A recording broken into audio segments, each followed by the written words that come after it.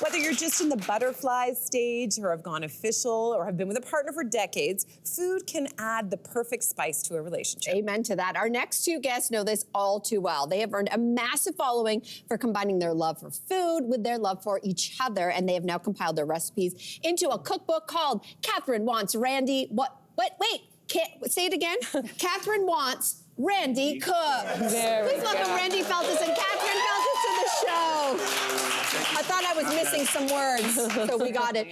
First of all, thank you so much for being here and being here on the socials. So this is a really cute double date, and so we want to say thank you first for bringing all this amazing food because it smells and looks phenomenal. You've got hundreds of thousands of TikTok followers, and they have seen this journey. Your culinary and romantic connection, they go hand in hand. Oh my God, this looks so good. So Katherine, let's talk about how food has played a role in keeping the love alive between the two of you. So, I mean, that's really how it started, and that's how it's been going ever since. Randy's love language is food, and from the very first day, he just loves to cook for me breakfast, lunch, and dinner, and it's really like just a thing that we do, and yeah. I've stumbled across a number of your videos online, and it is so adorable that you guys communicate with his love language, but you're incredible at what you create. You have two kids now. You have a new 4-month-old, is that correct? We have a 4-month-old, a 3.5-year-old, and a 13-year-old. Okay, so a very busy situation in your life. So let's talk about this cookbook, because Randy, this cookbook is centered around date nights in, and you divide everything by relationship phase, okay? So let's start with the first date, which we are not gonna show up late for. You've brought oysters, Rockefeller, and I have to say, this was one of my early dates with Jason. We ate oyster Rockefeller. So what do you think makes this the perfect first date meal? The oyster really sets the tone. It kind of puts the demands on the table, right? Yes. And it kind of says, this is where we're going with that. Back it up with a little bit of champagne, you're even better off. Sexy. Now, that being said, a raw oyster, some people might not be into. So this is the perfect little thing. You get the savory, the salty, the little bit of Pernod in there is Katherine's favorite flavor. And so it's more like, oh, what is going on? This is a new experience, and thank you so much. Oh, so good. I understand why they think of it as an aphrodisiac. It's true. Right? And Katherine, is it true that this is how he won you over with this dish? With oysters, yes. I mean, it was oysters, and it was a date actually at Randy's condo. It was oysters, M&Ms, champagne. I think we watched Fight Club. Yes. Yeah. We didn't watch a lot of the Fight Club. Come on. It's just learning romance at the time. Yeah. Okay, so Randy, for many people, the idea of shucking an oyster is quite intimidating. Yes. So what's the workaround here if you don't want to go down that So the book is full of chef tips as well. And the best thing you can do is get to know your fishmonger. Just call them up ahead of time and say, hey, will you shuck me a dozen oysters? They're always going to say yes. They'll show up and you'll have them in the shells on the side and the oyster and the liquid right there. And boom, all of a sudden you look like a rock star, whether you can short an oyster or not. Perfect. Right? Okay, we're going to move on in this relationship, and we're going to move into the peach and endive salad for two. And Katherine, is it true that you call this the, I think it's called the Marry Me salad? So how is this salad going to maybe seal the deal for the relationship?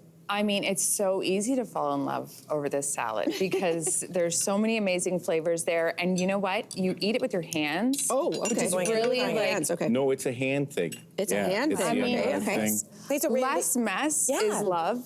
Right?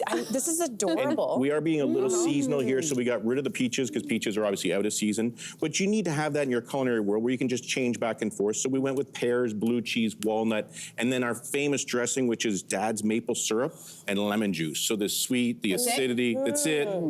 That's Salt it. and pepper, that's it. I could even do that. It's so Yeah, you got this. Wow, that's a perfect combination of like crunchy and soft and sweet and savory. The star of the show, you say, is the endive, Belgian endive. Yes. I love an endive, but talk about why it's underrated. I don't know why it's underrated. I think it was too cool in the 80s, and they used it for canopies, and everyone, maybe they just think that that's not cool anymore, but I love the 80s. I want to bring it back. But we're bringing it back in a larger format, and so it's great because it doesn't take up a lot of room in your fridge. You can break it on the salad, and you build it up, and what we love about it is we just put the plate down in front of us, glass of wine, and we just use our hands and our fingers, and we eat the salad. Brilliant, brilliant. Beautiful.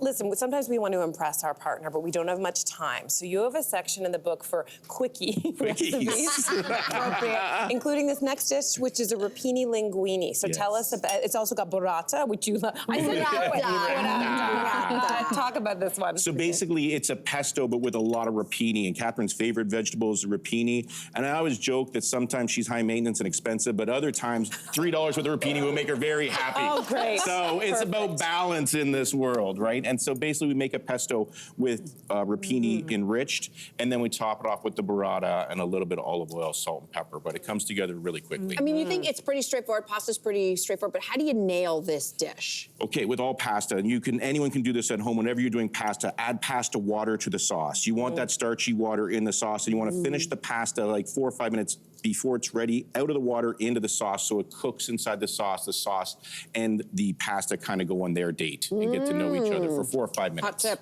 So good. Okay, Catherine, Randy, we know is an amazing cook, but have there ever been anything that you've been like, sorry, rejection, I'm sending this back to the kitchen? Absolutely. Okay. It doesn't, not often, but there was this puff ball that he made, and it got a lot of views, but it was really not good. Yeah.